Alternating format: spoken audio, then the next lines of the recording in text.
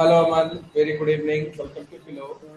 हम लोग बात करते हैं एकदम first chapter measurement and dimension का। ठीक है। अच्छा, तो इसमें सबसे पहली चीज जो हमें समझनी है वो है फिजिकल क्वांटिटी। ये है हमारा फिजिकल क्वांटिटी। ठीक है। एक फिजिकल क्वांटिटी का क्या मतलब होता है, बताइए मुझे। सही बोल रहे हो। ऐसा बोल सकते हैं ना इसको अमन, कि किसी एक सब्सटेंस का वो प्रॉपर्टी जिसको हम मेजर कर पाए, मेजर। जिसको हम मेजर कर सकते हैं। ठीक है। तो यस सर। इसको लिखा जा सकता है कि property of substance, property of substance that can be measured, that can be measure. can be measured, measured is known as known as physical quantity। इसे हम क्या कहेंगे, फिजिकल क्वांटिटी कहेंगे। ठीक है। इसमें होगा क्या, जैसे आपने बताया अमन, बहुत अच्छा आपने बोला है। जैसे कि आपने मास बोला है ना, डेंसिटी हो सकता है ना, किसी एक ऑब्जेक्ट का वेलोसिटी हो सकता है ना, उस पे लगने वाला फोर्स हो सकता है, और इलेक्ट्रिसिटी हो सकता है। ठीक है, एटसेट्रा ईटीसी करके जा रहे हैं। ठीक है। बहुत सारी चीजें यस सर। जितने फिजिकल क्वांटिटी।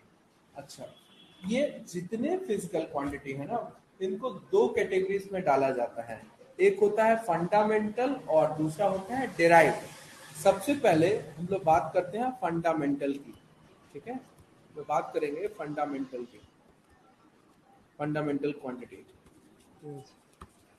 अच्छा, एक बात बताइए अमन, सिंपल सा क्वेश्चन है। आपके घर में कोई एक लेटर आना है ना, कोई एक लेटर आना है। ठीक है। Yes sir. एग्जामिनेशन के रिलेटेड कोई एक लेटर है, तो लेटर में जो एड्रेस लिखोगे उस एड्रेस के ऊपर में किसका नाम लिखा होगा। एड्रेस में, एड्रेस जो लिखोगे ना, यस सर। एड्रेस में किसका नाम रिटर्न होगा। नहीं, जैसे तुम्हारा नाम तो रहेगा, वो ऑब्वियस है। ठीक है। Yes sir. इसके अलावा सोसाइटी में जिसको पहचानते हैं लोग, हाँ। उसका नाम रहेगा ना ऊपर में। Yes care sir. ऑफ करके डालोगे है ना, तो किसका यस। नाम डालोगे, ऑब्वियसली अपने पेरेंट्स का नाम डालोगे, यस यस। है ना। पेरेंट्स का नाम यस सर। डालोगे, तो पेरेंट्स का नाम डालोगे, इसका मतलब क्या, कि आपके जो पेरेंट्स हैं उनका एक आइडेंटिटी है सोसाइटी में, है ना। उनको यस सर। अपना आइडेंटिटी बताने के लिए किसी और का रेफरेंस देने की जरूरत नहीं है। ठीक है। अगर आपको पूछा जाए हु यू आर, देन आप अपने मम्मी पापा का नाम लोगे। आई एम हिज सन, और हिज, जो अगर लड़की रहे तो हिज डॉटर करके बोलेंगे, पापा मम्मी का नाम बोलेंगे, यस। है ना। ठीक है ना। यस। तो मम्मी पापा की अपनी आइडेंटिटी है। ठीक है। उनको अपने आप को डिफाइन करने के लिए किसी भी क्वांटिटी का हेल्प लेने की जरूरत नहीं है। ऐसे क्वांटिटीज को जिनका अपनी आइडेंटिटी होती है, जो अपने आप को इटसेल्फ डिफाइन कर पाए, ऐसी क्वांटिटीज को हम लोग क्या कहते हैं, फंडामेंटल क्वांटिटी कहते हैं। ठीक है। तो ओके। इसमें लिखेंगे फिजिकल क्वांटिटी, लिख सकते हैं कि physical quantity that can, that can able to define itself, itself are known as, known as, इसे हम क्या कहेंगे, फिजिकल क्वांटिटी कहेंगे। यस। ठीक है।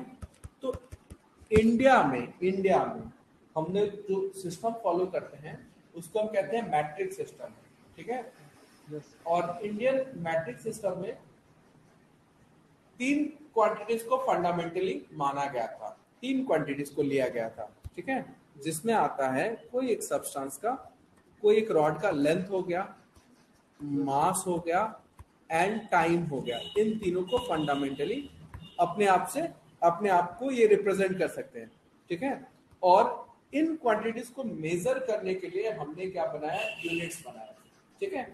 अब यूनिट क्या होता है इसको हम लोग समझते हैं। ठीक है। तो मुझे बताइए, सपोज करिए आप एक दुकान में जाते हैं, आप एक किसी शॉप पे जाते हैं Yes.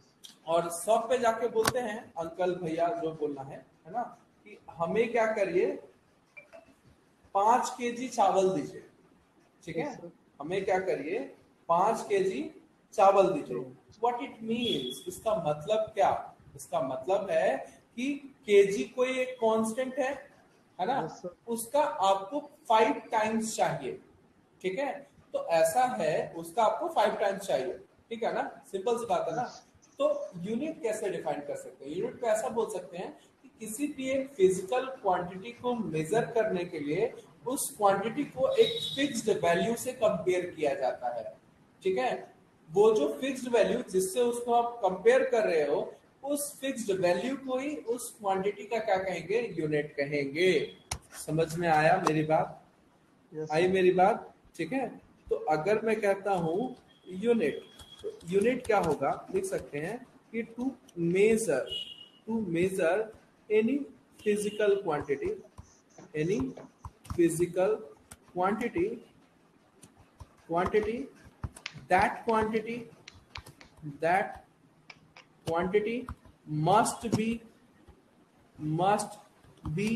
compared must be compared with a fixed value. That fixed value, that fixed value is known as unit of that particular physical quantity, ठीक है, फिजिकल Yes. क्वांटिटी। तो ऐसा है ना कि एक फिक्स वैल्यू बनाने से काम नहीं चला हमारा, ठीक है। जैसे एंशिएंट पीरियड में मैं आपको लेके जाऊं थोड़ी बहुत, अगर मैं हिस्ट्री की बात करता हूं, Hmm. तो एंशिएंट पीरियड में सबसे पहले जैसे लोग एक दूसरे से जो चीजों का लेन देन करते थे ना, वो जो प्रोसेस था, वो प्रोसेस आपका क्या था, एक्सचेंज प्रोसेस में आता है। Exchange Exchange. प्रोसेस क्या, हाँ, जैसे कि आपके पास गेहूं है, मेरे पास चावल है ना, तो हमें एक दूसरे के चीजों की नीड है, तो हम क्या कहेंगे कि हम आपको अपना गेहूं दे देते हैं, आप हमें बदले में चावल दे दीजिए, हो गया, ठीक है, Yes, sir. हो गया, एक्सचेंज हो गया। और ये चीज गांव में ना, पुराने अभी कुछ साल पहले तक ऐसा चलता था कि गांव में अगर कोई सामान जैसे कि खरीदना है या बेचना है ना, तो लोग क्या करते थे ना, जैसे कि सोन पापड़ी अगर बहुत बार बेचने आते थे, हम लोग क्या करते थे, लोहा लोहा बेचते थे और बेच के बदले में क्या करते थे, सोन पापड़ी देते थे, Yes, ठीक sir. है। ये ट्रेंड बहुत दिन तक चलता था। लेकिन कई सारे पोजीशन सिचुएशंस ऐसा आ जाता है जहां एक्सचेंज प्रोसेस काम नहीं करता है। सपोज करो किसी एक मवेशी है, कोई एक इंसान है, उसके पास जानवर है ना, उनके Yes. पास एक मान लो एक भैंस है ना, एक बफेलो है ना, Yes. और Yes. वो उसको क्या चाहिए, थोड़ा सा चावल चाहिए, है ना, तो वो थोड़ी ना थोड़ा सा बफेलो दे सकता है, देने से पूरा देगा, और जितना देगा उतना सामने के पास जिससे ले रहा है उसके पास उतना चावल नहीं है वापस उसको देने के लिए, है ना, तो एक्सचेंज प्रोसेस फेल हो जाएगा। तो Yes. हमने क्या किया था एंशिएंट पीरियड में, उस समय जो सबसे वैल्यूएबल चीजें थी जैसे कि सिल्वर था, गोल्ड था, हमने उनको एक वैल्यू असाइन कर दिया, ठीक है, जिसको हमने करेंसी के रूप में बाद में यूज किया था, और बोला गया कि ये अगर एक करेंसी आपको देता है तो आप बदले में सर्टेन चीज जो भी ये चाहता है आप इसको दे दोगे, ठीक है। अब वो करेंसी के हिसाब से डिफरेंट चीजें डिफरेंट लोगों को देके लोग खरीद सकते थे, ठीक है ना। तो Yes, sir. ऑब्वियसली कई सारी चीजें ऐसी थी जो हमें ज्यादा क्वांटिटी में चाहिए और कई सारी चीज कम क्वांटिटी में चाहिए। जैसे कि 1 kg एक सर्टेन वैल्यू है ना, आप चावल ले रहे हो तो ठीक है, लेकिन आप सपोज करिए आपने कॉटन खरीदने गए थे, ठीक है, और कॉटन 1 kg बोलने से बहुत ह्यूज अमाउंट होता है, ह्यूज हो जाएगा, 1 kg कॉटन का करेंगे क्या, तो हमें क्या चाहिए था, छोटे कई सारे कॉन्सेंट चाहिए थे, छोटे भी सही कई सारे कॉन्सेंट चाहिए थे। तो एज इंडिया क्या है, जीरो का इन्वेंटर है, ठीक है, और Yes, sir. इस इन्वेंशन के साथ इंडिया ने इस जीरो का बहुत यूज किया है, फैंटास्टिक यूज किया है। जैसे मैं आपको दिखाऊं, जो लेंथ की जो यूनिट है ना, लेंथ की जो यूनिट है ना, इसमें इसने मल्टीपल कांस्टेंट बनाया है। देखो, जैसे मिलीमीटर याद आ रहा है, इससे ऊपर सेंटीमीटर है ना, इससे ऊपर डेसीमीटर और मीटर, फिर आएगा डेका, डेका मीटर, फिर आएगा हेक्टो मीटर है ना, किलोमीटर आ रहा है ना, Yes, sir. पढ़े ही हो ये सब एक्सेट्रा। Yes. ठीक है, लेंथ के लिए। वैसे ही सिमिलरली इसने मास के लिए बनाया था। मास में ग्राम आ जाता है, जैसे मिली ग्राम आता है। ठीक है, यहाँ जाता है, मान लीजिए मिलीग्राम, सेंटीग्राम, Yes, sir. फिर डेसीग्राम, डेसीग्राम, फिर आ गया आपका ग्राम, फिर आ गया डेका है ना, हेक्टो, ठीक है, हेक्टो, किलो, ऐसा आ गया। ठीक है ना। अच्छा, Yes, sir. और टाइम को जो हम लोग थे ना सबसे पहले मेजर करते थे हम लोग, अमन, वो था Yes, sir. पहर बोल के एक वर्ड हुआ करता था सबसे पहले। मैं आपको बताऊं, पहर, पहर है ना, Yes. PAHAR, पहर। पहर बोल के जो वर्ड था ना, ये टोटल 3 आवर्स को लेके एक पहर बनाया गया था, 3 आवर्स को लेके। ठीक है, तो Yes. ये काउंट होता था जब सूर्योदय हो जाए, है ना, जैसे ही सूरज की पहली किरण आई, ये काउंट होना शुरू हो जाता था, जो कि लगभग 6 बजे का समय हुआ करता था। ठीक है, Yes, sir. तो कैसे हम लोग काउंट करते थे, हमने लिया एक पतीला। ठीक है, एक पतीला मतलब समझते हो ना। अब देखो, तो इसके नीचे बेस में क्या कर दिया जाता था, एक छेद कर दिया जाता था, फाइन फाइन छेद, और इसको पानी के ऊपर रख देते हैं। पानी के ऊपर रखेंगे तो पानी इसमें धीरे धीरे भरना शुरू होगा, और एग्जैक्ट 3 घंटे में पानी इसमें इतना भर जाता था कि ये हंडी डूब जाता था पानी में। फिर उसको निकाल के पानी के ऊपर रख देते थे, फिर सेम प्रोसेस चलता रहता था। ठीक है, तो ऐसा होता था कि 6 से 9 पहला पहर हुआ, 9 जैसे ही बजा, राज दरबार वगैरह में घंटी रहा करता था, वो बड़ा जो घंटी पड़ा, मतलब दरबार का समय हो गया, सब कोई दरबार में जुटते थे। ठीक है, अब देखिएगा, पहला है 6 से 9, दूसरा है 9 से 12। ठीक है, अभी भी जब 12 बजता है तो हम लोग इनडायरेक्ट में क्या कहते हैं, मम्मी पापा दोपहर हो गया बोलते हैं ना, दोपहर हो गया। दोपहर का क्या मतलब है, सूर्योदय से 6 घंटे बीत चुके हैं, है ना। अब 12 से 3 तीसरा पहर, और 3 से 6 चौथा पहर। ठीक है, जैसे दिन में 4 पहर हुआ, रात का भी 4 पहर। तो रात का कोई काउंट नहीं करता था। ठीक है, क्योंकि रात को पहले के जमाने में 6-7 बजे के बाद सभी सोने चले जाते थे। ठीक है, फिर सुबह जब होगा, फिर सुबह 6 बजे से काउंटिंग स्टार्ट होता था। ठीक है, तो ये जो पहर था, ये अल्टीमेटली बहुत ज्यादा बड़ा था, है ना। 3 घंटे कब जाएंगे, कब बीतेंगे, तो ये एक्चुअली एग्जैक्ट जब टाइम एसेंशियल हो गया बहुत ज्यादा, तो ये बहुत ज्यादा प्रॉब्लमेटिक होने लगा। ठीक है, तो हमने भी क्या किया, जैसे वर्ल्ड ने किया है, टाइम को बहुत छोटे छोटे टुकड़ों में बांटा। ठीक है, और टाइम का जो एलिमेंट्री पार्ट है, सबसे स्मॉलेस्ट पार्ट है, इसी को हमने बेसिक रखा, जो कि क्या है, सेकंड है ना, सेकंड है। इसके बाद मिनट आएगा, इसके बाद आवर है, फिर डे है, फिर वीक है, मंथ है ना, मंथ है, ईयर है।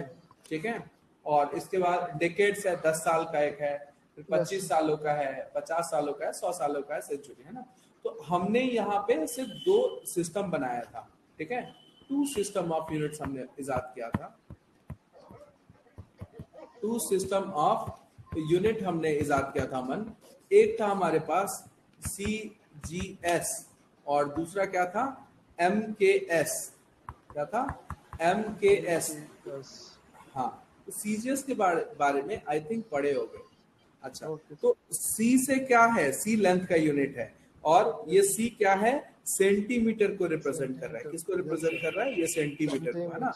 हाँ, तो ये है हमारा सेंटीमीटर। अच्छा, G क्या है, मास के, ग्राम को रिप्रेजेंट कर रहा है, ये है आपका ग्राम, है ना। और S क्या है, टाइम का सेकेंड ही है। ठीक है, अच्छा, अगर मैं बात करता हूं MKS में, तो M क्या है सर, मीटर है, मीटर है, M मीटर है। तो लेंथ का बड़ा यूनिट क्या था? मीटर था, अच्छा। है ना? अच्छा, और मास के लिए क्या है? किलोग्राम है। किलोग्राम। मास के लिए क्या है? किलोग्राम है। ठीक है, हमने एक एक बहुत सारे कॉन्सेप्ट है ना, तो हमने एक एक को चुन लिया है, और टाइम के लिए दोनों में सेकेंड ही है। ठीक है, अच्छा देखो जीरो का कैसा यूज हुआ है। हमने क्या किया है? एक सीढ़ी बनाया है, जैसे ऊंचाई पे चढ़ने में कैसे सीढ़ी होता है, हर एक छोटे से जो बड़ा वाला है 10 गुना बड़ा है। तो बोल सकते हैं 1 मिलीमीटर बराबर 10 सेंटीमीटर, 10 सेंटीमीटर बराबर 1 डेसीमीटर, 10 डेसी, पढ़े होना चाहिए ये सब, है ना? तो ये हम मल्टीपल कांस्टेंट बनाते हैं, और ऐसा कांस्टेंट मतलब इस तरीके का कन्वर्शन वाला मल्टीपल कांस्टेंट आप प्राउड से बोल सकते हो कि वर्ल्ड के किसी कंट्री के पास नहीं था, वर्ल्ड के किसी कंट्री के पास नहीं था। ठीक है, अब देखो चीजें ऐसे बदली हैं कि हम लोग तीन तरफ पानी है, एक तरफ बर्फ का पहाड़ है ना? जो कि कहीं ना कहीं ये सोचने पे मजबूर करता है कि दुनिया में हम ही लोग इकलौते हैं। ठीक है, पहले के लोग ऐसा सोचा करते थे। ठीक है, तो लोग कोई बाहर नहीं जाते थे, मतलब जहाजी बेड़ा नहीं बनाते थे, बाहर जाने से रोक टोक था, रेस्ट्रिक्शन था, बहुत सारी चीजें। ठीक है, लोगों पे रोक थी। लेकिन जब 16th सेंचुरी में वास्को डी गामा, इंडिया में पहला यूरोपियन जो आया था वो कौन था? Vasco D gamma. ठीक है, वास्को डी गामा जहाजी बेड़ा लेके जब आया तो लोगों को पता चला नहीं हम लोग अकेले नहीं है, और भी लोग हैं जगह जगह पे, है ना? उसके बाद क्या था? सब कोई इन्वेंशन मतलब लोगों को ढूंढने, खोजने, चीजों को एक्सप्लोर करने के लिए निकल पड़े। इंडिया से भी बहुत लोग निकले और बाहर से भी बहुत लोग इंडिया आए। ओके, इसी क्रम में हम लोग क्या जानते हैं, इंडिया में बहुत सारे मतलब यूरोपियन जैसे कि फ्रेंच आए हैं, डचेस आए हैं, और ब्रिटिशर्स आए हैं, बहुत सारे लोग आए, है ना? बाकी तो हिस्ट्री है, बाकी हिस्ट्री है। तो ऐसा क्या है कि 18th सेंचुरी के आसपास हो क्या रहा था, पूरा वर्ल्ड डेवलपमेंट की तरफ दौड़ रहा था। ठीक है, दुनिया के जितने बुद्धिजीवी लोग थे, मतलब जो भी साइंटिस्ट थे, कुछ ना कुछ इजाद कर रहे थे। जैसे कि कोई स्टीम इंजन बना रहा था, है ना? कोई आपका एरोप्लेन उड़ा रहा था, राइट ब्रदर, कोई टेलीफोन बना रहा था, कोई बल्ब जला रहा था, तो कोई जीरो का विस्तार करके हीरो बन रहा था, है ना? कोई ये बता रहा था कि जो प्लांट है उसमें भी जान है, वो भी लिविंग है। ठीक है, तो हर एक लोग अपना अपना एफर्ट करके चीजों को ढूंढने में लगे हुए थे, खोजने में लगे हुए थे। तो उस समय हम लोग क्या जानते हैं अमन, हर एक 400 मीटर पे ना, 400 किलोमीटर पे लैंग्वेज बदल जाता है। लैंग्वेज ना बदल जाता है, ये जनरल स्टैटिक्स है। इंडिया में ही हर एक 400 किलोमीटर के बाद लैंग्वेज कुछ और हो जाता है। ठीक है, पूरी तरीके से ड्रास्टिक चेंज होता है। तो ऑब्वियसली लोगों को अगर एक दूसरे को अपनी बात समझानी थी, अपनी बात कहनी थी, तो एक हर एक इंसान के बीच में एक कॉमन लैंग्वेज होना चाहिए। ठीक है, जिसको सब कोई समझ पाए। और ये इंडिया में ही नहीं, इंडिया में तो बहुत सारे लैंग्वेजेस है, पूरे वर्ल्ड को अगर एक दूसरे को अपनी बात समझानी है तो एक कॉमन लैंग्वेज होना चाहिए था, जिसमें हम लोग एक दूसरे को एड्रेस कर पाए, बातचीत कर पाए, समझ पाए। ठीक है, तो वो जो टाइम था 18th-19th सेंचुरी की जब मैं बात कर रहा हूं, तो ब्रिटिशर्स पूरे वर्ल्ड के 70 कंट्रीज पे रूल करता था। वो एक ऐसा गोल्डन इरा था ब्रिटेन के लिए कि वो पूरे वर्ल्ड के 72 कंट्रीज पे वो रूल करता था। ऐसा कहा जाता था कि ब्रिटिशर्स का सन एंड मतलब सन सेट कभी नहीं होता, मतलब एक जगह काम खत्म होता था, दूसरी जगह काम शुरू हो जाता था। ठीक है, उनके लिए सनसेट नहीं होता था, ऐसा उनका गोल्डन एरा था वो। ठीक है, तो ये कहा गया कि ब्रिटिशर्स ने बोला सिंस हम लोग पूरे वर्ल्ड पे हैं, है ना, तो हमारे लैंग्वेजेस, क्योंकि उनके लिए वो सुविधा होता, तो एज ए रिजल्ट हम लोगों ने क्या किया, जो इंग्लिश है, इंग्लिश को इंटरनेशनल लैंग्वेज घोषित किया। ठीक है, दैट्स व्हाई हम लोग अभी भी सेकेंड लैंग्वेज में इंग्लिश पढ़ते हैं। हमारा एक मदर टंग होता है, ठीक है, और उसके साथ इंग्लिश भी कंपलसरी होता है, एक कम्युनिकेशन लैंग्वेज। ठीक है, तो इस लैंग्वेज के थ्रू आप इंडिया के किसी कोने में चले जाए, वर्ल्ड के किसी कोने में आपको अपॉर्चुनिटी डेफिनेटली मिलेगी, है ना? आप बीटेक करने के बाद, मेडिकल करने के बाद आप घूमोगे, वर्ल्ड टूर करोगे, तो आपको इंग्लिश की जरूरत बहुत ज्यादा पड़ेगी, लैंग्वेज की जरूरत बहुत ज्यादा पड़ेगी। दैट्स व्हाई हम लोग लैंग्वेज पढ़ते हैं। अच्छा, तो साइंस में क्या हुआ, एक कॉमन यूनिट एस्टैब्लिश किया गया, कॉमन यूनिट जिसमें पूरा वर्ल्ड कैलकुलेट कर पाए। जैसे कि इंडिया में मैट्रिक सिस्टम चलता था, अलग अलग कंट्रीज के अलग अलग यूनिट्स थे, ठीक है। जो ब्रिटिश यूनिट था उसको हम कहते हैं एफपीएस सिस्टम। क्या कहते हैं? FPS system. एफ फॉर क्या? फुट, ठीक है। P Yes, for sir. क्या? पाउंड। Pound. और एस फॉर S क्या? for second. सेकेंड। अभी भी हम लोग फिट में किस चीज को मेजर करते हैं बताइए? Foot में सर wood. हाँ, वोट को मेजर करते हैं या फिर अपने Height. हाइट को मेजर Height. करते हैं, Yes, हाइट को yes. मेजर करते हैं, है ना। Yes, अच्छा sir. बताइए, पाउंड में किस चीज को मेजर करते हैं हम? Sir, pound. बर्थडे का केक लाने गए हो दुकान पे, Yes, yes, yes, yes. है ना, तो किस चीज में मिलता है? केजी में Pound. मिलता है क्या? Yeah, पाउंड में pound. मिलता है। 1 पाउंड, 2 पाउंड। एक जो पाउंड होता है ना 450 ग्राम के आसपास का होता है, Yes. हाफ केजी से भी कम, ठीक है। Yes. पाउंड का हिसाब याद रखिएगा, मतलब हाफ केजी से भी कम, ठीक है। Yes, sir. और सेकंड तो सेकंड है ना। तो जैसे कि ऑब्वियसली और भी यूनिट है ब्रिटिश सिस्टम, जैसे फुट है, इंचेस है ना, बहुत सारी चीजें हैं, लेकिन उनमें कोई डायरेक्ट रिलेशन नहीं, जैसे हमारा रिलेशन है, ठीक है। जनरल लोग कुछ भी बना दिए थे, ठीक है। तो Yes, sir. इसीलिए इनके इस एफपीएस सिस्टम को अडॉप्ट ना करके हमारे इंडियन मैट्रिक सिस्टम को वर्ल्ड वाइड लागू किया गया, ठीक है। और एक नया सिस्टम हम लोगों ने बनाया जिसे हम कहते हैं सिस्टम ऑफ इंटरनेशनल। क्या कहते हैं? सिस्टम ऑफ, हाँ, इंटरनेशनल, इंटरनेशनल, ठीक है। तो इसी को कहते हैं एसआई यूनिट। बहुत अच्छे पकड़े तो, ठीक है। और इस समय साइंस बहुत ज्यादा डेवलप हो चुका था, ठीक है। तो मैट्रिक सिस्टम में कितने फंडामेंटल थे अमन?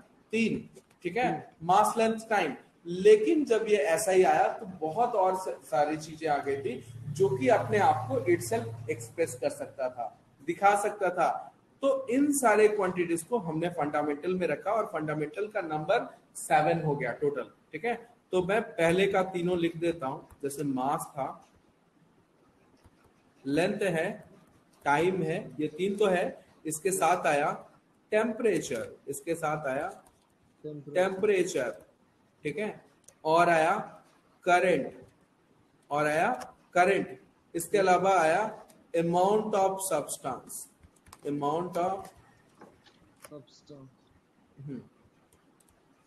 सब्सटेंस, ठीक है। और लास्ट है ल्यूमिनियस इंटेंसिटी, ल्यूमिनियस इंटेंसिटी, ठीक है। अच्छा, इनके यूनिट्स क्या? तो मास का यूनिट एसआई, एम मतलब जो एमकेएस है ना उसी के जगह पे एसआई को लाती है, ठीक है। तो उसमें तक, हाँ, इसमें किलोग्राम, केजी, ठीक है। यहाँ पे मीटर, यहाँ पे सेकंड, टेम्परेचर के लिए आ गया केल्विन, लिख लेता केल्विन। यहाँ पे था एम्पियर, ठीक है, एम्पियर। अमाउंट ऑफ सब्सटेंस मोल, है ना। और ल्यूमिनस इंटेंसिटी कैंडेला, ठीक है, आया। और ये तो 7 फंडामेंटल्स हैं, ठीक है। बाद में हम लोगों ने क्या क्या है, 2 एक्स्ट्रा यूनिट्स को इजाद किया था जिसको हमने कहा सप्लीमेंट्री, सप्लीमेंट्री यूनिट्स कहा, एक्स्ट्रा यूनिट, जिसमें एक होता है आपका प्लेन एंगल। प्लेन एंगल जैसे कि ट्राइंगल का 2 साइड होता है ना अमन, इनके बीच का जो एंगल होता है ना थीटा, इसको मेजर करने के लिए प्लेन एंगल। और इसको हम लोग किस में मेजर करते हैं? रेडियन में। किस में मेजर करते हैं? रेडियन में, ठीक है। और अगर कोई 3D है, शायद स्फीयर है ना, उसमें अगर कोई इंप्रूवमेंट आया तो उसको हम मेजर करते हैं स्टे रेडियन में, स्टे रेडियन। सॉरी, इसको बोला जाता है, यूनिट क्यों हम पहले लिखे, इसको बोला जाता है सॉलिड एंगल। ये क्या कहते हैं? Solid angle. और इसको मेजर करते हैं स्टे रेडियन में, ओके, ठीक है। स्टे रेडियन, जैसे कि 3D कोई एक चीज है, 3D मान लीजिए ये हमारा कोई एक संतरा है, तो संतरा के बीच में कहीं कुछ ऐसा कैविटी आ गया, दिख रहा है ना, खराब हो गया, टूट गया, फट गया, तो ये जो 3D एंगल है इसको हम मेजर करते हैं सॉलिड एंगल में, ओके। चलो आगे बढ़ते हैं। बात कर रहे हैं हम डेराइव यूनिट्स की बात करते हैं, ठीक है। अब देखिएगा डेराइव्ड क्वांटिटी, डिराइव्ड क्वांटिटी कौन से हैं? जैसे कि आप हो, आपको अपनी आइडेंटिटी के लिए अपने पेरेंट्स की हेल्प लेनी पड़ेगी नहीं पड़ेगी, बोलो, यस सर। है ना? तो ऑब्वियसली, क्या बोल रहे हो, नहीं बोल रहे हो क्या? नहीं पड़ेगी सर। हाँ हाँ, तो ऐसे क्वांटिटी जो अपने आप को डिफाइन नहीं कर सके, वो अपने आप को डिफाइन करने के लिए फंडामेंटल के पास जाए, है ना, फंडामेंटल के हेल्प से अपने आप को डिफाइन कर पाए, ठीक है? ऐसे क्वांटिटीज को हम क्या कहते हैं? डिराइव यूनिट, है ना? तो इसको लिखेंगे quantity that can be defined with help of fundamental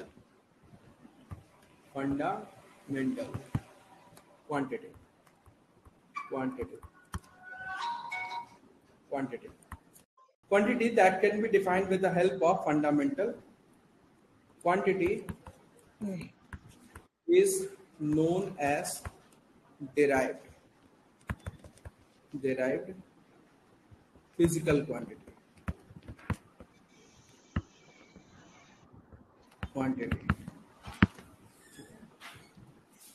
ठीक है?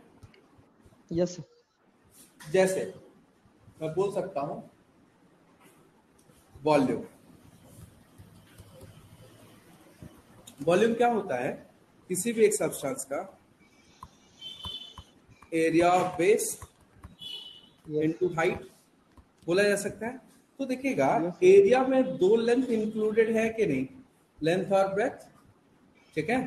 तो ये दो लेंथ L इंटू यहाँ पे, ठीक है? अच्छा, इसको पहले ऐसे ही रखते हैं वॉल्यूम को, ठीक है? तो यहाँ पे ऑब्वियसली लेंथ के क्यूब का, जो लेंथ को अगर 3 बार आप गुना करते हो, जैसे कि एरिया में, एरिया जब निकालेंगे तो लेंथ इंटू ब्रेथ करेंगे, 2 लेंथ आएगा। और हाइट भी एक तरीके का लेंथ है ना? तो लेंथ के क्यूब से बना है कोई एक फिजिकल क्वांटिटी, उसको हम क्या बोलेंगे? वॉल्यूम बोलेंगे। ओके, क्वांटिटी का जो, अगर मैं बोलता हूं डेंसिटी,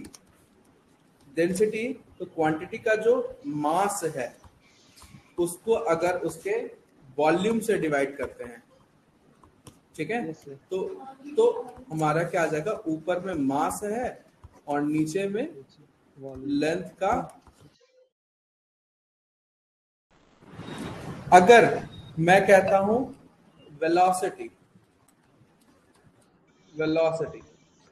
वेलोसिटी होता क्या है?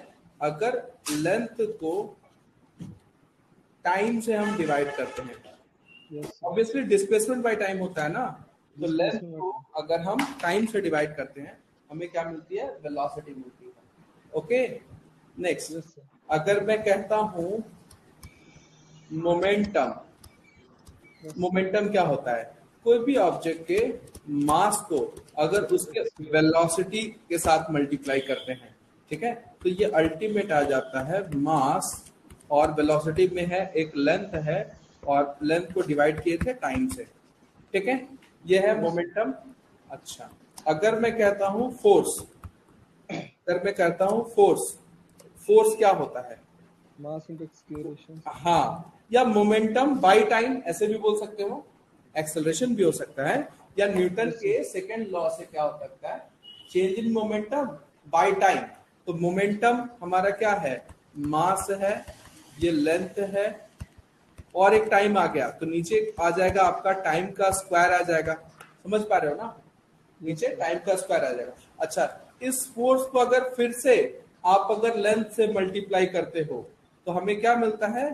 वर्क मिलता है। क्या मिलता है? वर्क। तो हाँ, तो वर्क क्या आ जाएगा? वर्क आ जाएगा मास, और एक लेंथ से मल्टीप्लाई करते हैं ना, तो मास इनटू लेंथ का स्क्वायर अपॉन नीचे आएगा टाइम का स्क्वायर, ठीक है? ओके, इस तरीके से समझ में आ रहा है? अब इस वर्क को फिर से टाइम से डिवाइड कर दोगे तो पावर आ जाएगा, चलता रहेगा, ठीक है? तो हम लोग बात करते, तो समझ पा रहे हो ना किस तरीके से सारे क्वांटिटीज बन रहे हैं? मैं आपको एक चार्ट दे देता हूँ, है ना? चार्ट में सारी चीजें हैं, है ना? तो आप वहां से थोड़ा सा देख लीजिएगा। अब देखिएगा, अगर मैं कहता हूं डायमेंशन, अगर मैं कहता हूं डायमेंशन, तो डायमेंशन है क्या, डायमेंशन है क्या? तो ऑब्वियसली देखिएगा, आप अगर किसी रूम में एंटर करते हैं, किसी घर को देखने जाते हैं, तो किसी को अगर बताना है कि वो घर कैसा है, तो कैसे बताओगे, क्या बोलोगे? ऑब्वियसली उसका लेंथ, ब्रेथ और हाइट को डिस्कस करोगे, हाइट, यस है ना? मतलब उनको बनाने वाले जो पैरामीटर्स हैं उनको डिस्कस करोगे, ठीक है? तो यस कोई एक फिजिकल क्वांटिटी को अगर आप दिखाना चाह रहे हो, बताना चाह रहे हो, आपको बताना पड़ेगा कि वो फिजिकल क्वांटिटी किन फंडामेंटल से मिलके बना है और उन फंडामेंटल्स के पावर्स क्या है, ठीक है? उन फंडामेंटल्स के जो पावर्स होंगे, उन पावर्स को ही आप क्या, दैट फिजिकल क्वांटिटी का डायमेंशन पाओगे। जैसे अगर मैं फंडामेंटल की बात कर लूं, तो देखिएगा, मास को हम रिप्रेजेंट करते हैं कैपिटल एम से, है ना? हम अगर लेंथ को रिप्रेजेंट करते हैं कैपिटल एल से, और टाइम को रिप्रेजेंट करते हैं कैपिटल टी से, ओके? अब ध्यान दीजिएगा, हमारे पास था वॉल्यूम, तो लेंथ का क्यूब है, मास टाइम है नहीं, तो ऐसे बोल सकते हैं कि मास 0 हो सकता है सर, एल इसका 3 हो सकता है, एल 3 तो है ना, और टी हमारा 0 हो सकता है। तो ये जो कॉन्फ़िगरेशन है ना, ये क्या है, डायमेंशन है, ठीक है? ये क्या बता रहा है, मास, लेंथ और टाइम में रिलेशन बता रहा है, ठीक है? Yes sir. डेंसिटी अगर कहते हैं, तो ऊपर में m आएगा, नीचे में l का क्यूब आएगा अमन, ठीक है? और ये डिनोमिनेटर नीचे से ऊपर जाएगा तो पावर क्या हो जाता है, बदल जाता है, माइनस प्लस होगा, प्लस माइनस होगा, है ना? तो ये नीचे से ऊपर जाएगा तो m, l का पावर -3 और t है नहीं तो t 0 हो गया, हो गया, ठीक है? समझ पा रहे हो? यस सर, यस ऊपर चल के -3 हो गया। हाँ, अच्छा, वेलोसिटी का देखेंगे, ऊपर में l, नीचे में t, अगर ये ऊपर आ गया तो m है नहीं सर, m0 l t का पावर -1, ये हो गया वेलोसिटी का डायमेंशन, है ना? अच्छा, अगर मैं बात करता हूं मोमेंटम की, तो मास लिख लेते हैं, m है, और वेलोसिटी का है l t का पावर -1, है ना? अगर मल्टीप्लाई कर ले, आप लिख सकते हैं m l t का पावर -1, ओके? ठीक है, यहां से आप देख सकते हो ऐसे, ठीक है? अच्छा, फोर्स का अगर देखते हैं, तो एक m है सर, एक l है, और t का स्क्वायर है, देखिएगा ये नीचे, हाँ, ये आ गया m l t का पावर -2, ठीक है? अच्छा, वर्क अगर बोलेंगे, लिखेंगे m l स्क्वायर t का पावर -2, ठीक है? शॉर्टेड समझ में आ रहा है, कोई परेशानी? अच्छा, हम लोग बात कर लेते हैं, ये पूरा ना मैं इसका क्या करता हूँ ना, डेफिनेशन आपको दे देता हूँ, ठीक है? डेफिनेशन देता हूँ, तो डायमेंशन का बहुत इंपॉर्टेंट है, बहुत ज्यादा इंपॉर्टेंट है। ऐसे बोलेंगे कि to represent a physical quantity fundamental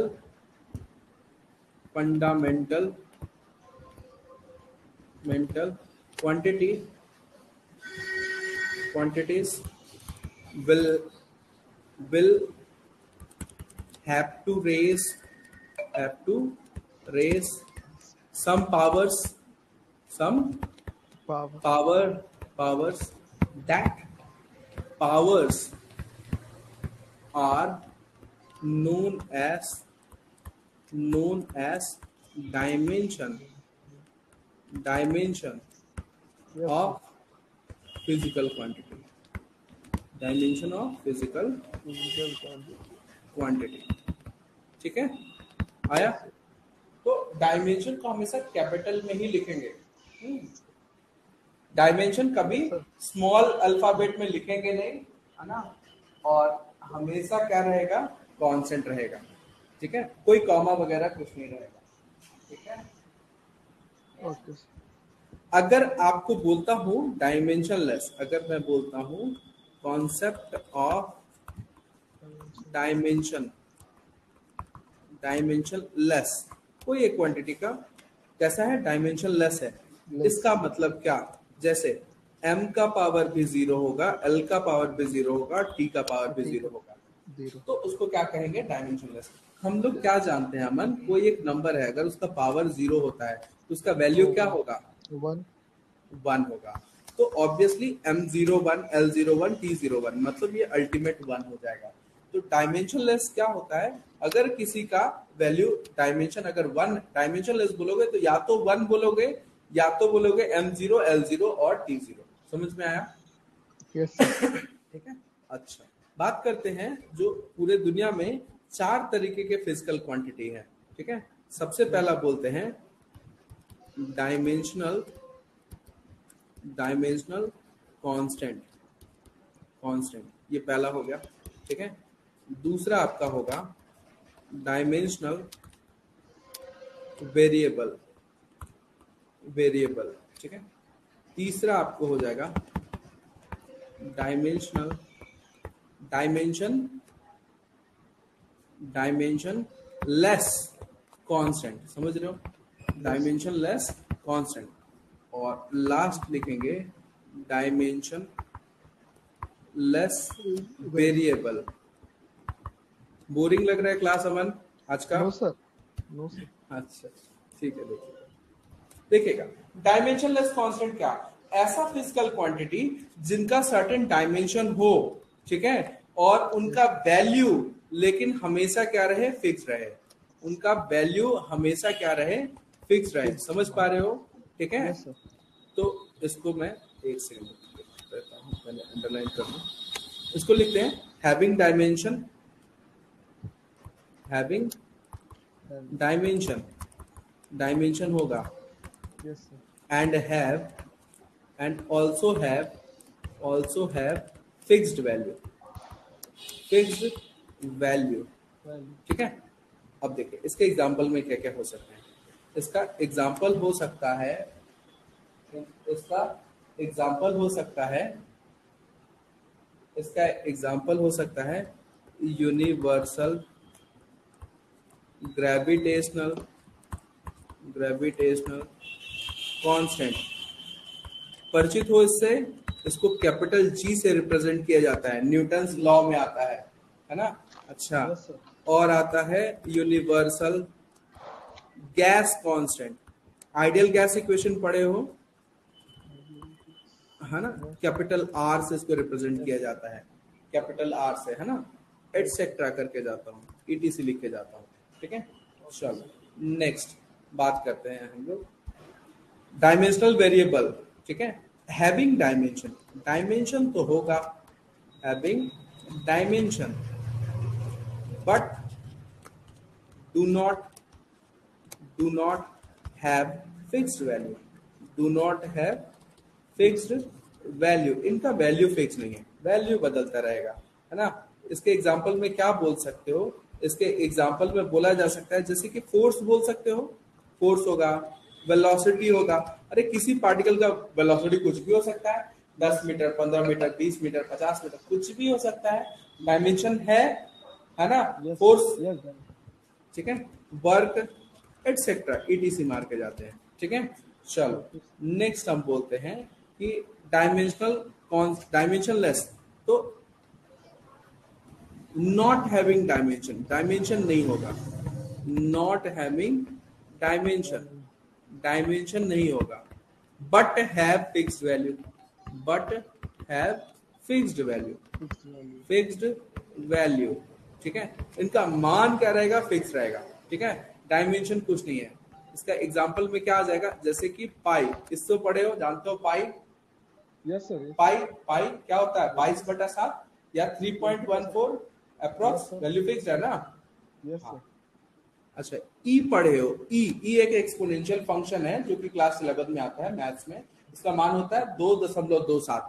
इसका मान होता है 2.27। ई के जैसा ही है ना? इसको बोला जाता है एक्सपोनेंशियल फंक्शन। इसको हटा रहा हूँ ना। अब जितने नंबर्स हैं, है ना, अगर मैं बोलता हूँ प्योर नंबर जिसमें आएगा 1 2 3 डॉट डॉट डॉट इन्फिनिटी। जैसे कि 2 कोई एक नंबर है ना? 2 का मान हमेशा 2 ही होगा ना? या 2 छोड़ के कभी 3 या 5 या कभी 10 के बराबर हो सकता है? No sir. वैल्यू हमेशा 2 लिख रहे हो तो उसका वैल्यू मान हमेशा 2 ही रहेगा, है ना। Yes, sir. तो इसका मान क्या है, फिक्स्ड है। तो दुनिया में जितने नंबर्स है सारे नंबर्स के मान क्या रहेंगे, फिक्स रहेंगे, है ना। Fixed. तो ये क्या हो गया, हमेशा डायमेंशनलेस कांस्टेंट रहेंगे, है ना। अच्छा, डायमेंशनलेस वेरिएबल तो not having dimension, not having dimension as well as fixed value, as well as fixed value, ठीक है। Fixed Yes, sir. वैल्यू मतलब इसका ना ही कोई डायमेंशन रहेगा ना ही कोई फिक्स्ड वैल्यू रहेगा, समझ पा रहे हो ना। Yes, sir. तो इसमें क्या आ सकता है, जैसे कि एंगल की अगर बात करते हैं, एंगल प्लेन एंगल की बात करते हैं, देखिएगा एंगल होता क्या है, कोई कर्व है ना। कर्व में आप क्या है, ए से बी गए हो, है ना, ए से बी गए हो।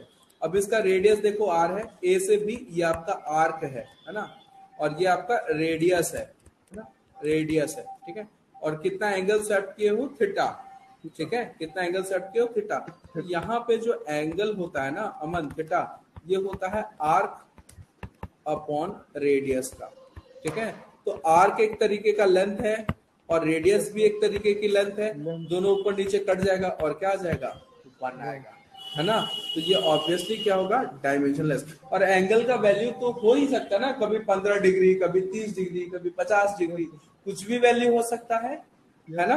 तो एंगल क्या है, एक डायमेंशनलेस वेरिएबल है, एंगल हो सकता है। अच्छा, क्लास 11 में पढ़ोगे आप रिलेटिव डेंसिटी, क्या है, रिलेटिव डेंसिटी पढ़ोगे, ठीक है। या फिर क्लास 11th में, क्लास 10th में अभी अभी जस्ट पढ़ के आए होगे रिफ्रैक्टिव इंडेक्स, क्या पढ़ के आए हो, रिफ्रैक्टिव Index. इंडेक्स पढ़े हो ना। Refractive Yes, sir. इंडेक्स होता क्या है, अगर हम बोलेंगे रिफ्रैक्टिव इंडेक्स, ये होता है वेलोसिटी ऑफ लाइट को, ये रेशियो होता है actually, velocity of light Light. In vacuum, in vacuum, Vacuum. ठीक है, जो कि 3 गुना 10 का पावर 8 मीटर पर सेकेंड, है ना। बाई होता है velocity of light in medium, in जिस मीडियम का निकाल रहे हो उस मीडियम में, ठीक है, कितना, इस रेशियो को ही, ठीक है। तो ऊपर में भी देखिए वेलोसिटी है, ये भी आएगा एल टी का पावर -1, नीचे में भी वेलोसिटी है एल टी का पावर -1, ये दोनों कट कुट जाएगा और 1 आएगा। मतलब ये क्या है, और हर एक मीडियम का अलग अलग होगा, ठीक है ना, पढ़े हो ना, कांच का अलग है, पानी का अलग है, एयर का अलग है, हर एक का अलग अलग रहेगा। हम लोग एक प्रिंसिपल के तरफ आगे बढ़ रहे हैं जिसे हम कहेंगे principle, principle of homogeneity, homogeneity, ठीक है। प्रिंसिपल ऑफ होमोजेनिटी है क्या, किस चिड़िया का नाम है। अच्छा अच्छा, बता सकते हो अमन, होमो का मतलब क्या होता है, होमो हेट्रो, 2 वर्ड्स है, होमो का मतलब क्या होता है, बता सकते हो क्या। होमो और हेक्टो, हेट्रो। हाँ हाँ होमो केमिस्ट्री हाँ में तो पढ़े थे सर, होमो हेट्रो। हाँ, तो होमो का मतलब क्या था और हेट्रो का मतलब क्या था। होमोजीनियस पढ़े थे सर, उसी हाँ के बताइए, हाँ होमोजीनियस ही, उसमें होमो का मतलब, होमोजीनियस का क्या मतलब है, मतलब पूरा अच्छे तरह जो चीज मिक्स हो जाता है, जिसमें कोई हाँ लेबल नहीं पता हाँ चलता, कोई हाँ हाँ। होमो का होमोजेनियस, मतलब होता है समान, एक समान, एक समान। एक यस सर। समान, हाँ। और जेनेटिक का मतलब, जेनेटिक का मतलब है जेनेटिक स्ट्रक्चर, ठीक है। तो अगर सेम जेनेटिक स्ट्रक्चर वाले 2 चीजें हैं तभी आप उनको जोड़ सकते हैं। देखिएगा प्रिंसिपल क्या कहता है, जैसे कि मान लीजिए अमन, आपको मैंने दिया है पहले 5 एप्पल दिया है आपके हाथ में, मैंने क्या किया है, 5 सेब दिया है। अच्छा, 5 सेब के बाद आपको मैंने 3 अमरूद और पकड़ा दिया है, 3 गुआवा यस दिया, सर। ठीक है। Yes sir. तो क्या आपके हाथ में जो एप्पल था उसके नंबर में कोई इंक्रीमेंट हुआ या डिक्रीमेंट हुआ, नो सर। कब इंक्रीमेंट होता, जब आप एप्पल देखो। हाँ, मतलब 2 चीजें तभी जुड़ सकती है जब उनकी बेसिक आइडेंटिटी क्या हो, सेम हो, ठीक है। इसका मतलब है मैं ऐसा कह सकता हूं कि आप फोर्स के साथ फोर्स को ही जोड़ सकते हैं, मोमेंटम के साथ मोमेंटम को ही जोड़ या घटा सकते हैं, वर्क के साथ वर्क को ही जोड़ा जा सकता है, समझ आ रहा है ना, ठीक है ना। अगर, अरे हाँ ना बोलो, आवाज नहीं आई, एक बार रिफ्रेश करिए। Yes sir. हाँ आवाज आएगी, Yes, आ गई। तो मैं ये कह रहा हूं कि दो क्वांटिटीज अगर सेम नेचर के हैं, जैसे कि दो वेलोसिटीज या दो फोर्स या दो मोमेंटम, तब भी आप इनको जोड़ सकते हैं। ऐसे नहीं एक तरफ वेलोसिटी है दूसरी तरफ फोर्स है, इन दोनों को तुम जोड़ रहे हो, ऐसा नहीं। जोड़ और घटाव हमेशा तो सिमिलर नेचर ऑफ क्वांटिटीज में ही होगा। तो ये प्रिंसिपल कहता है। उसी तरीके से अगर एक इक्वेशन दे रहा हूं, A X square minus of B X plus C equal to 0, देखो इसमें से ये सब्ट्रैक्ट हो रहा है। कब सब्ट्रैक्ट होता? जब इन दोनों का बेसिक आइडेंटिटी क्या रहता? सेम रहता। या सी के साथ जुड़ रहा है तो सी का आइडेंटिटी बी एक्स और ए एक्स स्क्वायर के आइडेंटिटी के क्या रहेगा? इक्वल रहेगा, ठीक है ना। अगर मैं बोलता हूं ये वाला जो टर्म है इसका डायमेंशन अगर एल है, मतलब ये किसको रिप्रेजेंट कर रहा है? एक लेंथ को, तो ये बी एक्स इसके साथ घट रहा है तो ये भी क्या होगा? एक लेंथ ही होगा। और सी भी क्या होगा? एक लेंथ ही होगा। मतलब तीनों का बेसिक आइडेंटिटी क्या होगा? सेम होगा। बोल सकते हैं हम। अब देखो ये बी एक्स को ऐसे भी लिख सकते हैं, A X square plus of B X minus C, ऐसे भी लिख सकते हो ना। Yes sir. अरे जहां एलएचएस में था एक को दो को आरएचएस में ला दिए, है ना। बात क्या लेकिन बराबर, अभी भी आइडेंटिटी क्या रहेगी? अगर ये लेंथ है तो ये भी लेंथ रहेगा और ये भी लेंथ रहेगा, ठीक है ना। अब देखो ये कॉन्सेप्ट को यूज करके कैसे न्यूमेरिकल्स आपको पूछे जाते हैं। आपको ऐसा पूछा जाएगा, मान लीजिए क्या, given equation is, given equation is that is y equal to at plus bt square, okay. Yes sir. Where y क्या है? डिस्प्लेसमेंट है। y क्या है? डिस्प्लेसमेंट है ना, मीटर में। अच्छा t क्या है? सर टाइम है, किसमें? सेकंड में, है ना। और a b are constant, a and b are क्या है? कांस्टेंट है। आपको बोल रहा है find dimension of, find dimension of A and B, ऐसा क्वेश्चन है, ठीक है। Yes sir. बहुत इंपॉर्टेंट क्वेश्चन है, ऐसे इस टाइप ऑफ क्वेश्चन आपको मिलेगा एग्जाम में, ठीक है। अब देखिएगा, तो ऐसे आपको गिवन क्या है? y equal to a t plus b t square, ठीक है। तो डायमेंशन ऑफ y क्या होगा? डायमेंशन ऑफ y बताइए, y डिस्प्लेसमेंट है तो डिस्प्लेसमेंट का इक्वेशन डायमेंशन क्या होगा बताइए? अरे डिस्प्लेसमेंट मतलब एक तरीके की दूरी, लंबाई, है ना, है ना। तो लंबाई के लिए डायमेंशन क्या होगा? लंबाई का l, लेंथ l होगा। अगर डिस्प्लेसमेंट y का डायमेंशन l है तो at ये वाला जो टर्म होगा, ये टर्म का भी डायमेंशन आपको l होना होगा और ये bt स्क्वायर का भी डायमेंशन l ही होना होगा, ठीक है। तो यहां से अगर आपको a निकालने के लिए बोला है तो यहाँ पे टाइम का डायमेंशन बैठा दीजिए, ये l है ना, और इसको भेज दीजिए। तो आप लिख सकते हैं a equal to l by t, ऐसा बोला जा सकता है। या t को ऊपर लेके जाएंगे तो a का डायमेंशन आएगा एल टी का पावर -1। आया समझ में? ठीक है। अच्छा यहाँ से b, और ये टाइम का स्क्वायर है तो t स्क्वायर l के बराबर हो जाएगा। और यहाँ से अगर आपको b का निकालना है तो l अपॉन टी स्क्वायर, इसको ऊपर तो b आ गया l t to the power -2, ये b का डायमेंशन आ गया, ठीक है। स्टार्टेड? क्लियर? चलो एक क्वेश्चन आपको मैं देता हूं Aman. v equal to a plus b t ऐसा दे रहे हैं, ठीक है। वेयर जहां पे v क्या है? वेलोसिटी है। v क्या है? वेलोसिटी है मीटर पर सेकेंड में। और t क्या है? टाइम है। t क्या है? टाइम है सेकेंड में। आपको बोला गया है find dimension of A and B. Find करिए तो dimension of A and B, dimension of A, dimension of A आ जाएगा ऑब्वियसली एल टी का पावर -1। और बी का बताइए? बी का सर टी का पावर -2 हो जाएगा। हाँ बहुत अच्छे। और एल भी रहेगा ना। हाँ, तो एल टी का पावर माइनस L- 2। हाँ बहुत अच्छे, बहुत अच्छे। ये b t equal to l T का पावर माइनस 1, 1 और यहाँ से बी इक्वल टू आ जाएगा एल टी का पावर माइनस 2। ठीक है। यस। चलिए ठीक है।